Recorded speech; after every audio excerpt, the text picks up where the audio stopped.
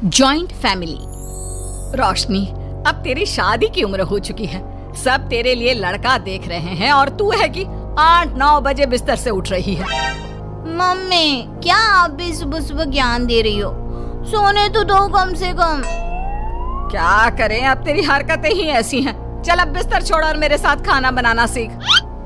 ना, मैं नहीं बना रही खाना वाना, आप प्लीज जाइए ना यहाँ से। रोशनी की बातों से निराश होकर निशा वहाँ से चली जाती है। निशा, तुम रोशनी को घर का कामकाज क्यों नहीं सिखाती?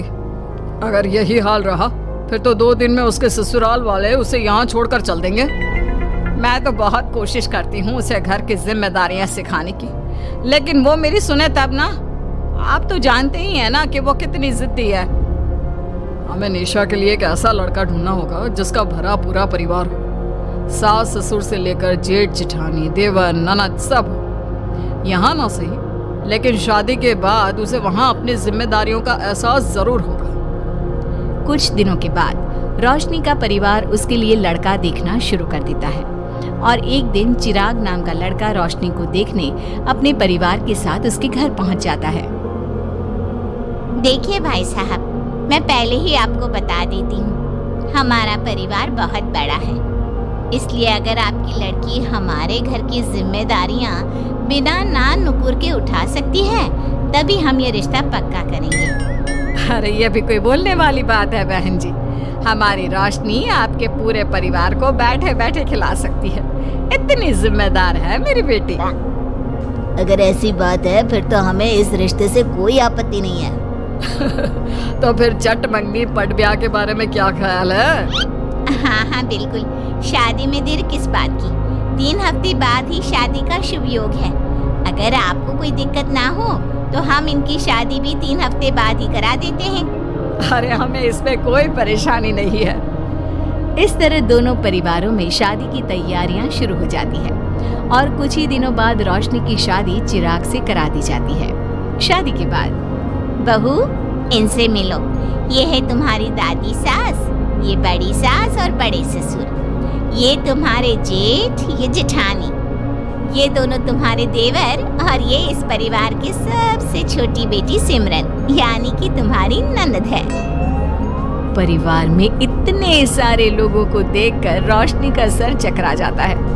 वो अपना सर पकड़ लेती है और मन ही मन सोचने लगती है, हे भगवान, ये किस जन्म का बदला लिया है आपने मुझसे? मैंने क्या बिगाड़ा था आपका जो आपने मुझे ऐसा परिवार दिया? बेटा, किस सोच में पड़ गई तुम? और कितने लोग हैं आपके परिवार में? बस हम इतने ही लोग हैं बेटा, ज्यादा लंबा परिवार नहीं है हमारा। अब इससे लंबा और कितना बड़ा परिवार होगा आपका? ये ससुराल कम चिड़ियाघर ज्यादा लग रहा है।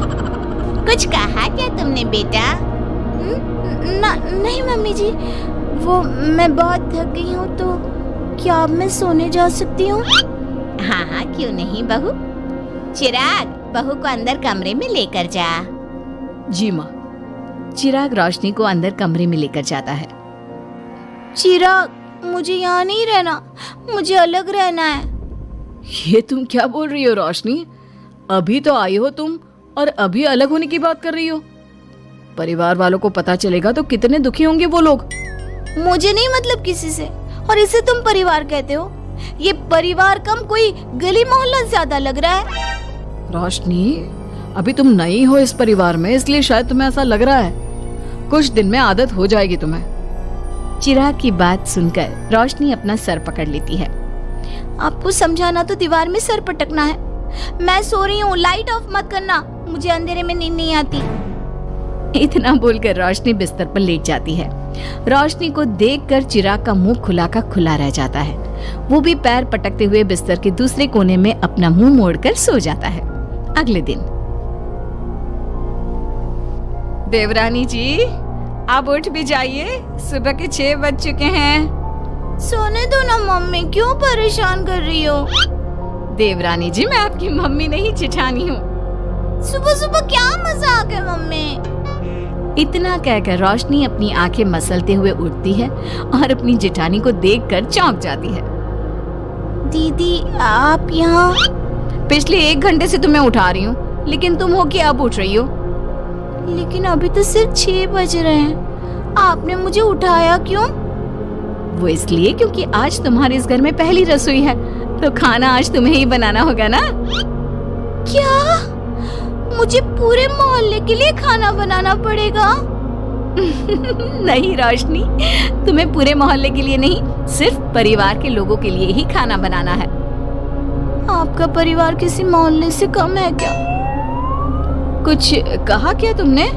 हाँ नहीं दीदी, आप चलिए, मैं अभी फ्रेश होकर आती हूँ। आरती वहाँ से चली जाती है, जिसकी थोड़ी देर बाद रोशनी भी रसोई में जाकर मजबूरी में सबके लिए खाना बनाने लगती है। पूरे 2 घंटे मेहनत करने के बाद उसका खाना बनकर तैयार होता है। वाह बहू, खाना तो बड़ा स्वाद बना है।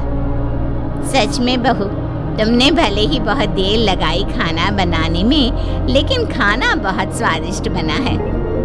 आपके हाथों में तो जादू है देवरानी जी। मैं तो कहती हूँ अब से रोज आप ही खाना बनाया कीजिए, क्यों मम्मी जी? हाँ हाँ बेटा, बिल्कुल ठीक कहा तुमने। रोशनी, आज से रोज तुम ही खाना बनाना। ये सुनकर रोशनी चौंक जाती है। खाना खाने के बाद सभी लोग रोशनी को शगुन का नेक देते हैं और फिर अपने अपने रूम में चले जाते हैं। क्या यार रोशनी, इतना टेस्टी खाना बनाना जरूरी था क्या? अब फंस गई ना तू। ये सब माँ पापा की वजह से हो रहा है, उनके कारण मुझे ये सब झेलना पड़ रहा है। रोशनी गुस्से में अपने रूम में जाती है और अपनी माँ को फोन मिलाती है। मम्मी, मैं आपको कभी माफ नहीं करूंगी। आपने जानबूझकर मुझे इतने बड़े परिवार में भेजा है, जहाँ मुझे सांस लेने की भी फुर्सत नहीं है। हमने ये सब इसलिए किया ताकि तू अपनी जिम्मेदारियां निभाना सीखे।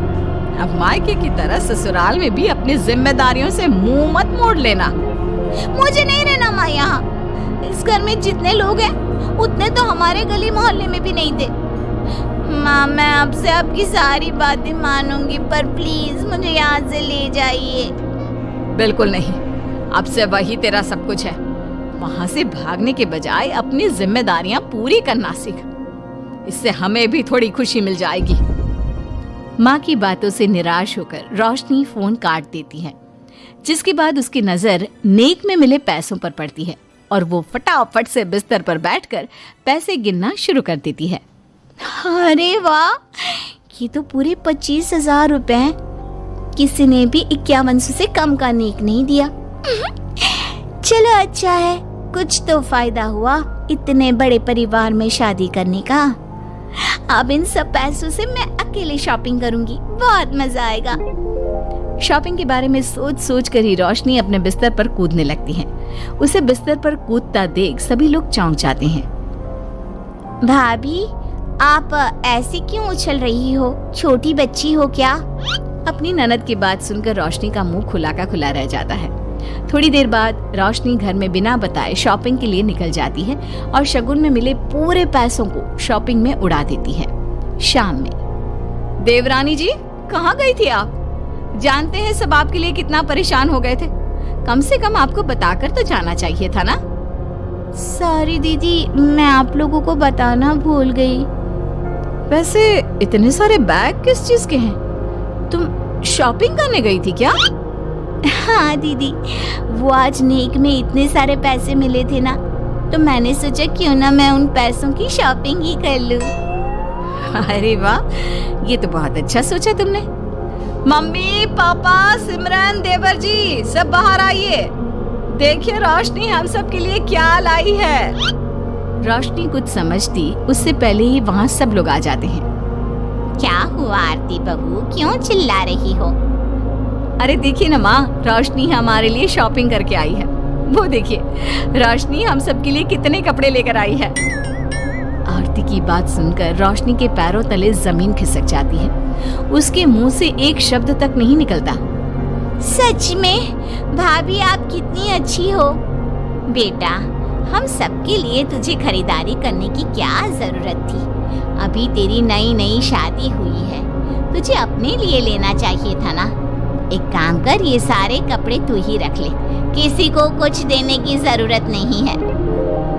चलो, कोई तो समझदार है इस घर में। वाओ भाभी, कितनी सुंदर ड्रेस है। ये शॉर्ट ड्रेस मुझे पता है आप मेरे लिए ही लाए होंगे, है ना? इसे मैं रख लेती हूँ। माँ, रोशनी इतने प्यार से सबके लिए कपड़े लेकर आई है, हमें मना नहीं करना चाहिए। तू सही बोल रही है बेटा, उसका मन रखने के लिए मैं ले लेती हूँ 1-2 साड़ियाँ। रोशनी झूठी मुस्कान लिए खड़े होकर सब देखती रहती है। देखते ही देखते उसके लाए सारे कपड़े घर वाले आपस में बांट लेते हैं और अब सिर्फ एक रुमाल को छोड़कर उसके पास कुछ नहीं बचता। अब ये रुमाल भी क्यों छोड़ा, इसे भी ले ही लेते। इतने में ही सिमरन रोशनी को आवाज देती है। भाभी, वो गलती से रुमाल रह गया है, क्या वो मुझे मिल सकता है? रोशनी वो रुमाल भी सिमरन को दे देती है। इतनी मेहनत से मैंने ये सब कुछ लिया था, लेकिन इन लोगों से मेरी खुशी बर्दाश्त नहीं हुई, कुछ भी नहीं छोड़ा। थोड़ी देर बाद रोशनी का पति भी वहां आ जाता है। मैंने सुना है आज तुमने सभी के लिए खरीदारी की है, तुम मेरे लिए कुछ लेकर नहीं आई? बस फिर क्या था, इतना सुनते ही रोशनी का पारा हाई हो जाता है और वो चिराग को घूरने लगती है, जिससे चिराग डर के मारे वहां से खिसक जाता है। हाय रे, फूटी किस्मत मेरी, जो ये जॉइंट फैमिली मेरे मत्थे चढ़ी।